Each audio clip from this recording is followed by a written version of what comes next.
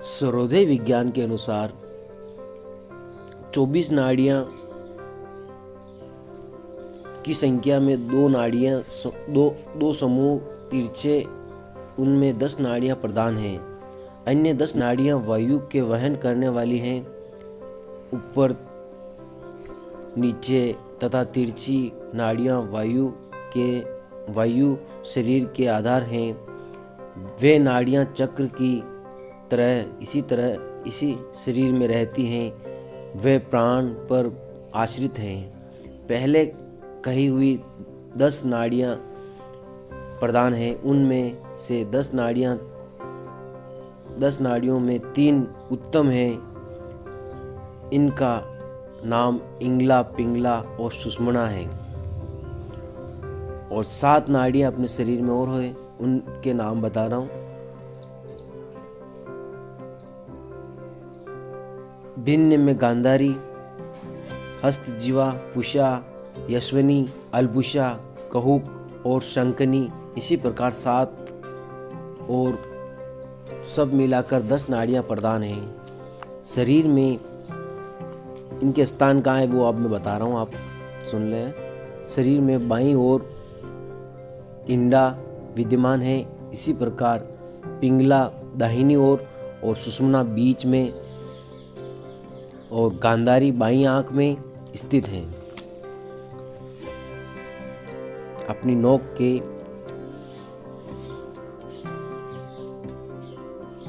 बाईं ओर इंडा और दाहिनी ओर पिंगला और सुषुम्ना बीच में, दोनों नाक से जब श्वास आती है उसको सुषुम्ना स्वर कहा जाता है। और गांधारी बाईं आंख में स्थित हैं और दाहिनी आंख में हस्तजीवा नामक नाड़ी रहती हैं। पुषा दाएं कान में और यशवनी बाएं कान में और मुख में अलबुषा नामक नाड़ी स्थित है। कहुक नामक नाड़ी लिंग देश में रहती हैं और शंखनी गुर्दा स्थान में स्थित है। इसी तरह देह के 10 द्वारों के आधार पर 10 नाड़ियां रहती हैं। इंगला, पिंगला, सुषुम्ना प्राण के मार्ग पर स्थित हैं तथा अन्य कही गई 10 नाड़ियां शरीर में विद्यमान है। मुख्य नाड़ियों के नाम पहले कह चुका हूं मैं। अब वायु के नाम वेद कहता हूं। प्राण, अपान, समान, उद्यान और व्यान, ये 5 मुख्य वायु हैं। नाग, कुर्क, कुरकल, कुर्म, देवदत्त और धनंजय, ये 5 उप प्राण हैं। हृदय में प्राण नामक वायु रहती है। गुर्दा स्थान में अपान वायु और नाभि में देश नामक वायु रहती है। और कंठ के मध्य में उदय वायु रहती है। और संपूर्ण शरीर में व्यान नामक वायु व्याप्त है। इसी प्रकार 10 वायु प्रधान है। प्राण आदि 5 वायुओं के निवास स्थान पहले कहे जा चुके हैं। अब मैं नाग और 5 वायु के स्थान कहे जाते हैं।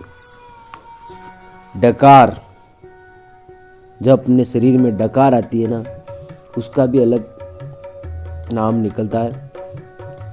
डकार के वायु को नाग कहा जाता है। जिस वायु के द्वारा नेत्रों के पलक खुलते और बंद होते हैं उसको कुर्म कहा जाता है। और छींक, जो अपन छींकते हैं, छींक के कारण कर्कल वायु है। और जमाही, जब हमें जमाही मतलब हम देसी भाषा में आपाशी बोलते हैं, आलस आ रहे, जमाही के कारण देवदत्त वायु और धनंजय नामक वायु सारे शरीर में व्याप्त हैं। इसीलिए यह शरीर मृत शरीर को भी नहीं त्यागता। उसी 10 प्रकार के वायु शरीर में सभी नाड़ियों पर जीव रूपी धारण पर भ्रमण करते रहते हैं। 10 नाड़ियाँ अपने शरीर में चलती रहती हैं, जीव रूपी धारण करके चलती रहती हैं। शरीर के अंतर्गत प्राण वायु गति स्पष्ट प्रतीत होती हैं। उसे विज्ञान इंडला पिंगला और सुषुम्ना द्वारा नाड़ियों द्वारा जाने जाती हैं। उसे अपनी देसी भाषा में सूर्य स्वर, चंद्र स्वर और सुषुम्ना स्वर भी कहते हैं। और इंडा बाएं पैरों में और पिंगला दाहिने फेरे में रहती हैं।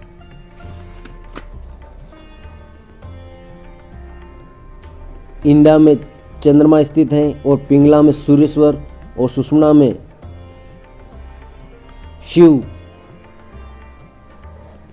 हंस रूप से रहते हैं। इसीलिए सुषुम्ना को शिव रूप कहा जाता है। और आगे मैं आपको बताने वाला हूँ सुषुम्ना के बारे में। जो अपन सांस लेते और छोड़ते हैं उस समय हमें कौन सा नाम सांस ग्रहण करते लेना चाहिए और छोड़ते समय कौन सा शब्द का उच्चारण करना चाहिए, वो अब मैं आपको अगले वीडियो में बताने वाला हूँ। उससे हमारे जीवन में अपन बहुत कुछ सफलताएं हासिल कर सकते हैं, वो मैं अगले वीडियो में बताऊंगा। उच्चारण मात्र से अपना जीवन